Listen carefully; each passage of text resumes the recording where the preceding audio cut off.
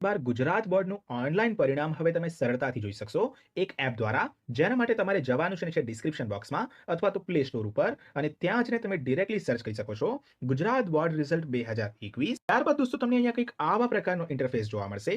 તમારે અહીંયા આ વાળી જે એપ છે તેને કરવાની છે ક્લિક અને આને કરી લેવાની છે ડાઉનલોડ.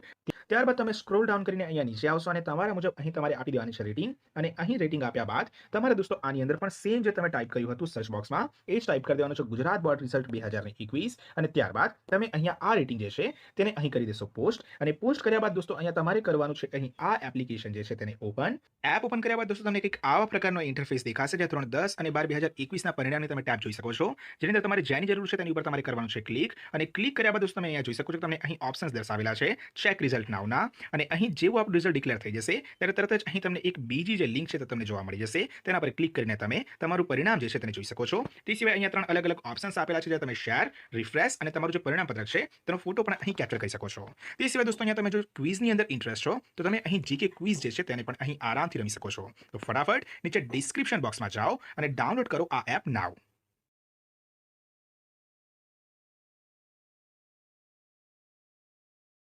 નમસ્કાર વિદ્યાર્થી મિત્રો, સ્વાગત છે આપ સર્વેનું આપણા સૌની ચેનલ લર્ન વિથ ડેક્સમાં. તો દોસ્તો, જેમ કે આપણા સૌને ખ્યાલ છે કે ધોરણ 12ની બોર્ડ પરીક્ષાઓ રદ કરવામાં આવી, ત્યારબાદ ઘણા બધા વિદ્યાર્થી મિત્રો એવા પણ હતા કે જેમને એક પ્રશ્ન ચોક્કસથી અહીંયા વારંવાર ઉદ્ભવતો હતો કે જો અમને અમારા ધોરણ 12ના જાહેર કરાયેલા પરિણામથી સંતુષ્ટિ ના હોય તો શું અમને એકવાર ફરીથી બોર્ડની પરીક્ષા આપવાનો મોકો આપવામાં આવશે?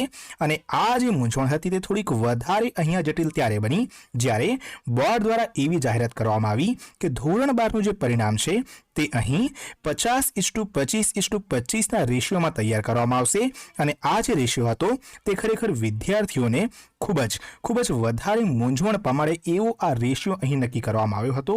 જો કે અહીંયા આજે ગુજરાત માધ્યમિક અને ઉચ્ચતર માધ્યમિક શિક્ષણ બોર્ડ ગાંધીનગર દ્વારા ઓફિશિયલી જાહેરાત કરી દેવામાં આવી છે કે અહીં ધોરણ 12ના એવા તમામ વિદ્યાર્થીઓ કે જેમને જાહેર કરાયેલા પરિણામથી સંતુષ્ટિ ના હોય તો તેઓ ફરીવાર અહીં બોર્ડની પરીક્ષા આપી શકશે. હવે ક્યારે આ પરીક્ષાઓ આપી શકાશે તે વિશેની તમામ જે વિગતો છે તે અહીં આપણને દર્શાવવામાં આવેલી છે આ પરિપત્રની અંદર. તો ફટાફટ આપણે વાંચી લઈએ આ પરિપત્રને કે શું અહીં કહેવામાં આવ્યું છે. તો દોસ્તો, અહીંયા તમે જોઈ શકો છો કે લખીને આપણને આપવામાં આવ્યું છે કે ગુજરાત માધ્યમિક અને ઉચ્ચતર માધ્યમિક શિક્ષણ બોર્ડની અખબારી યાદી જણાવે છે કે ગુજરાત માધ્યમિક અને ઉચ્ચતર માધ્યમિક શિક્ષણ બોર્ડ દ્વારા ધોરણ 12ના તમામ પ્રવાહના નિયમિત ઉમેદવાર માટે સરકારશ્રી દ્વારા જાહેર થયેલ ગુણાંકન પદ્ધતિ અનુસાર પરિણામ તૈયાર કરવામાં આવનાર છે. આ પરિણામ પ્રસિદ્ધ થયેથી કોઈ વિદ્યાર્થીને પોતાના પરિણામથી અસંતોષ હોય તો તેવા વિદ્યાર્થીઓ પરિણામ પ્રસિદ્ધ થયાના 15 દિવસમાં પોતાનું પરિણામ ગુજરાત માધ્યમિક અને ઉચ્ચતર માધ્યમિક શિક્ષણ બોર્ડ ગાંધીનગરની કચેરીમાં જમા કરવાનું રહેશે. આવા વિદ્યાર્થીઓ માટે ગુજરાત માધ્યમિક અને ઉચ્ચતર માધ્યમિક શિક્ષણ બોર્ડ દ્વારા અલગથી પરીક્ષા યોજવામાં આવશે. આ અંગેનો કાર્યક્રમ હવે પછીથી જાહેર કરવામાં આવશે, જેની ગુજરાત માધ્યમિક અને ઉચ્ચતર માધ્યમિક શિક્ષણ બોર્ડની માન્યતા ધરાવતી તમામ માધ્યમિક અને ઉચ્ચતર માધ્યમિક શાળાઓના આચાર્યશ્રીઓ, શિક્ષકો, વિદ્યાર્થીઓ તેમજ વાલીઓએ નોંધ લેવા વિનંતી છે.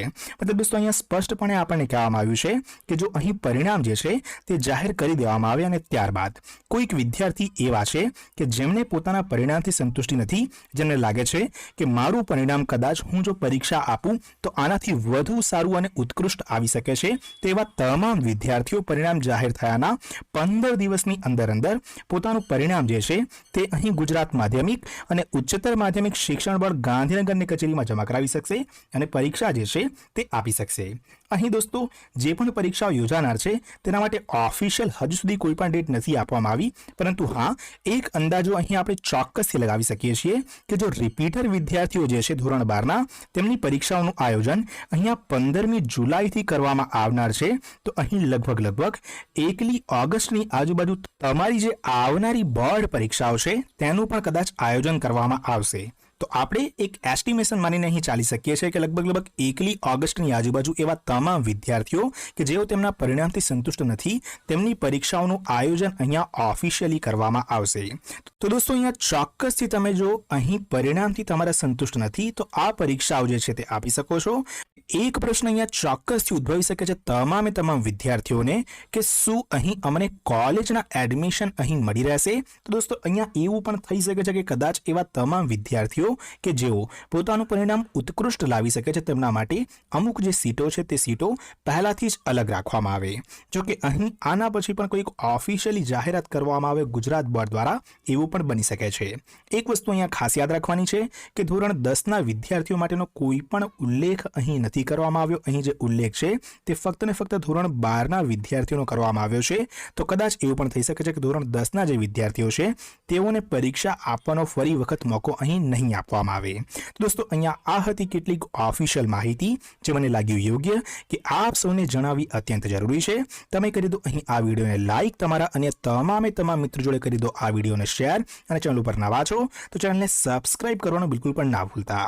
તે સિવાય ઓફિશિયલી આ પરિપત્ર તમારે ડાઉનલોડ કરવો છે તો નીચે ટેલિગ્રામ ચેનલની આપણે લિંક આપેલ છે, ત્યાંથી આ પરિપત્ર તમે ડાઉનલોડ કરી શકશો. મળીએ દોસ્તો જલ્દી જ એક નવા વિડીયોમાં આવી જ કેટલીક મહત્વપૂર્ણ માહિતી સાથે. ત્યાર સુધી થેન્ક યુ સો મચ. જય હિન્દ, વંદે માતરમ.